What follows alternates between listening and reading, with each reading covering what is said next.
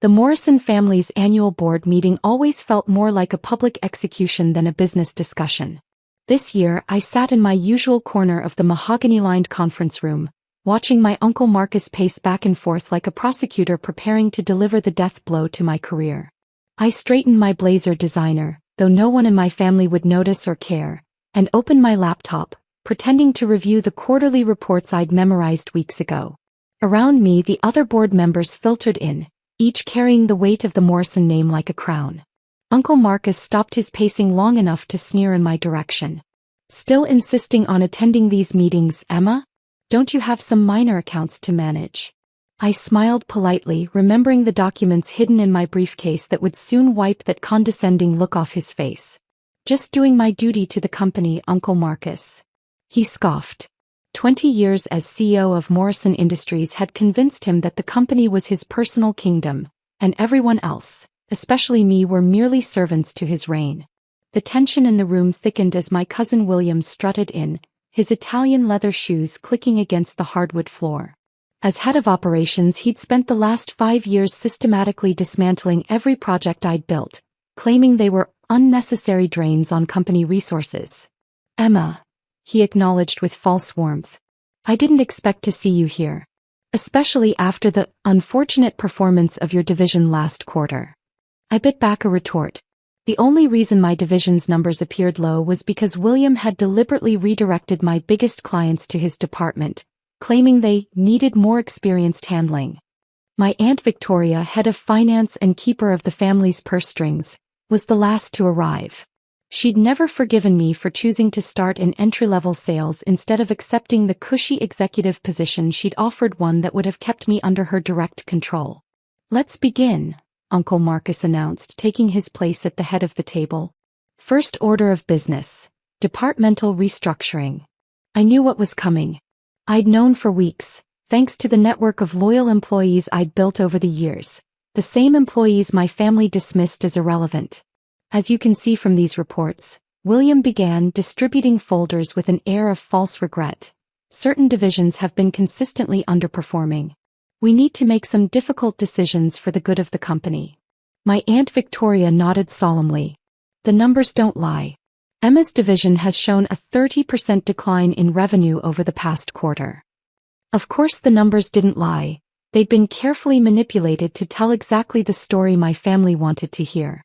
"Therefore," Uncle Marcus declared, fixing me with a look of practiced disappointment, "we'll be dissolving the smaller accounts division and redistributing its assets to more capable management." The room fell silent, all eyes turning to gauge my reaction.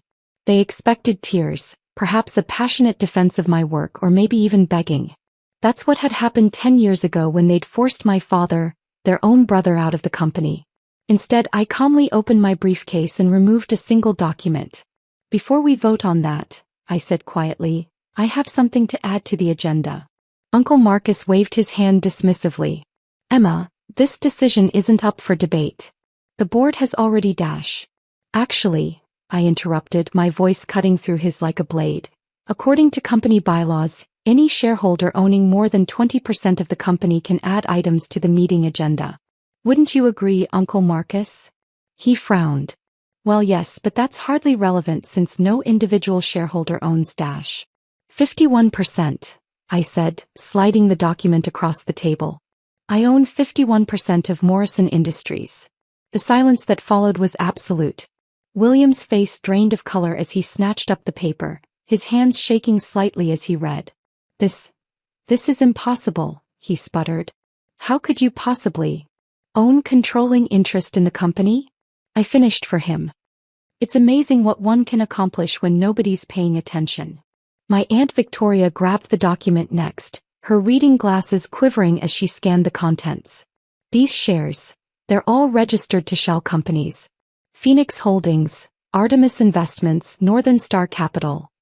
All of which," I said calmly, "are owned by me."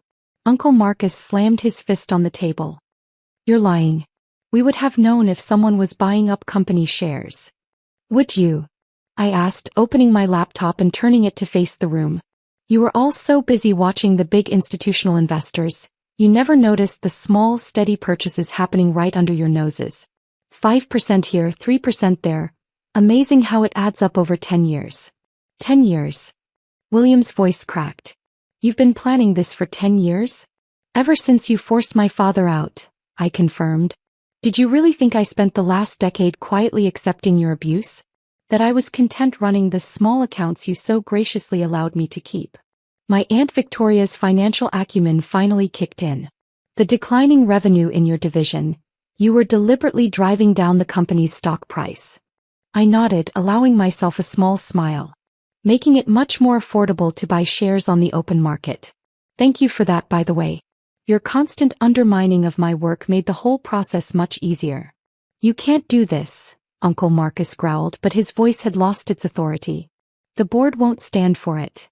The board, I said, standing up, works for me now. And there are going to be some changes. I walked to the head of the table, each step measured and deliberate. Uncle Marcus remained frozen in his chair, 20 years of supremacy crumbling around him. First, I announced, William and Victoria, you're both suspended pending a full audit of your departments. I'm particularly interested in reviewing how client accounts were reassigned over the past 5 years. William's face went from pale to green. We both knew what the audit would reveal. You can't suspend us, he protested weakly. We're family. Family. I laughed, but there was no humor in it. Was I family when you sabotaged my projects? Was I family when you stole my clients? Was I family when you tried to force me out of the company my grandfather built? I turned to Uncle Marcus, who seemed to have aged a decade in the past few minutes. And you, Uncle? Do you remember what you said to my father the day you forced him out? This company needs strong leadership, not weak sentiment. Well, I couldn't agree more. The weight of my words hung in the air as I stood at the head of the table, my table now. The morning sun streamed through the floor-to-ceiling windows, casting long shadows across the faces of my stunned relatives. This meeting is adjourned, I declared. Except for you, Uncle Marcus. You and I need to discuss your retirement package. As the others filed out, looking shell-shocked and defeated, I caught a glimpse of my reflection in the window. I saw my father in my stance, my grandfather in my jaw, and 10 years of careful planning in my eyes. But this wasn't just about revenge. This was about justice for my father, for the employees they'd mistreated, and for every small account they'd dismissed as worthless. And I was just getting started. The next morning, I arrived at Morrison Industries before dawn. The security guards, who had always treated me with more respect than my own family, nodded as I used my new executive elevator key. Good morning, Ms. Morrison, they said, no trace of surprise in their voices. Good people always know more than they let on. I walked into what had been Uncle Marcus's office, my office now, and ran my hand along the expensive mahogany desk. Family photos lined the walls. Uncle Marcus shaking hands with governors, Aunt Victoria at charity galas, William accepting business awards. Not a single picture of my father, their brother, whom they'd erased from the company's history. My assistant Michael knocked softly before entering. They're all waiting in the conference room, he said. And your uncle's lawyer has called 6 times already. I smiled. Let them wait. Michael, have maintenance take down those photos. I think it's time for some redecorating. The conference room fell silent as I entered. The usual board members were there, along with the heads of every major department. Uncle Marcus sat in his usual seat at the head of the table, apparently forgetting our conversation from yesterday. You're in my chair, Uncle Marcus, I said quietly. He flushed red but didn't move. This is ridiculous, Emma. I've spoken with the company's lawyers. There are ways to challenge this hostile takeover. Hostile. I raised an eyebrow, setting my briefcase down. I purchased shares legally on the open market. Nothing hostile about it. Now please move to one of the other seats. Don't make me call security on your first day as a regular board member. The scrape of his chair against the floor echoed through the room as he reluctantly moved. I took my place at the head of the table, opened my laptop and began. As of 9 o'clock this morning, there have been some organizational changes, I announced. William and Victoria Morrison are suspended pending investigation. Daniel Chun from our external audit firm will be conducting a complete review of all account transfers and financial decisions from the past 5 years. William jumped to his feet. You can't do this. I've run operations for Sit down, I cut him off. Unless you'd like me to start discussing the Anders account? Or perhaps the mysterious reassignment of the Blackwell portfolio. He sank back into his chair, the fight draining from his face. Furthermore, I continued, I've appointed new interim heads of operations and finance. Janet Pierce and Marcus Wong, please stand up. Two people rose, a middle-aged woman who'd been consistently overlooked for promotion despite her brilliant record, and a young man whose innovative proposals had been repeatedly shut down by William. But they're not family, Aunt Victoria protested weakly. Exactly, I replied. This company will now promote based on merit, not DNA. Speaking of which, I clicked to the next slide of my presentation, displaying a familiar face that made several board members gasp. I'd like to introduce our new chairman of the board, James Morrison. The door opened and my father walked in. He looked exactly as I remembered, though his hair had grown more silver. The room erupted in confused whispers. Hello, Marcus, my father said calmly to his brother. Victoria, William. It's been a while. Uncle Marcus shot to his feet. This is outrageous. James was voted out. Was forced out, I corrected. After you orchestrated a campaign to discredit him. We have proof of that too, by the way. Would you like to see the documents? My father took his seat near me and I continued the meeting. Over the next few weeks we'll be implementing several changes.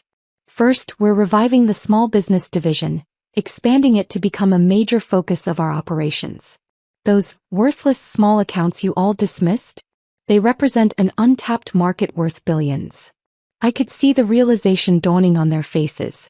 All those small clients they'd mocked me for handling, all those minor accounts they deemed beneath them, I'd been building relationships, earning loyalty, creating a network that would now become one of the company's biggest assets. Additionally, I continued, we're implementing a new ethical oversight committee. Dad will be heading that up. I believe he has some interesting questions about certain decisions made over the past decade. The color drained from Uncle Marcus's face. We both knew what my father would find once he started digging. You'll destroy this company, William spat. You're throwing away 20 years of success. Success built on corruption, my father interjected quietly. Success built on betrayal. That's not the company my father, your grandfather, wanted to build. If anyone would like to resign rather than face the upcoming audits, I added, you have until the end of the day to submit your resignation. We'll provide generous severance packages in exchange for non-disclosure agreements. Aunt Victoria stood up slowly, her designer heels wobbling slightly. I'll have my resignation on your desk within the hour. She walked out without another word, her pride in tatters but her survival instincts intact. William wasn't as wise. This isn't over, he threatened, pointing at me. You have no idea how to run a company of this size. I opened a folder and slid some papers across to him. These are the true numbers from my division over the past 5 years. Not the manipulated reports you presented to the board, but the actual results. I've been running a company this size right under your nose. You were just too arrogant to notice. The meeting continued for another hour as I outlined the restructuring plans. One by one, the board members who had always ignored me began nodding along, seeing the vision I had for the company's future. Those who had been loyal to Uncle Marcus sat in stony silence, their careers crumbling before their eyes. After the meeting, my father lingered behind. We stood looking out the window at the city skyline, the same view he'd had before they forced him out. 10 years, he said softly. You spent 10 years planning this. I nodded. I learned from you, Dad. Patience, persistence, and keeping your eyes on the long game. I never wanted this for you, he sighed. The betrayal, the family politics. I know, I smiled. But I wanted it. Not just for revenge, but because I truly believe I can make this company better. Grandfather built something meaningful here before Uncle Marcus turned it into his personal kingdom. I want to restore that vision.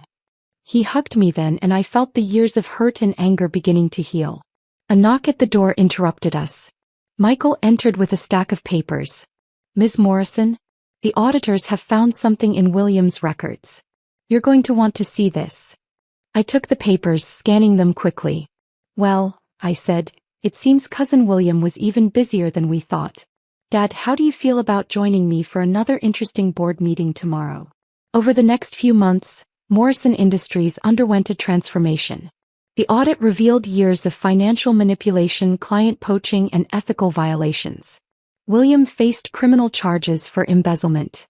Uncle Marcus, despite his threats of legal action, ultimately accepted early retirement rather than have his own misdeeds exposed. The small business division, now expanded and rebranded, became the company's fastest-growing segment.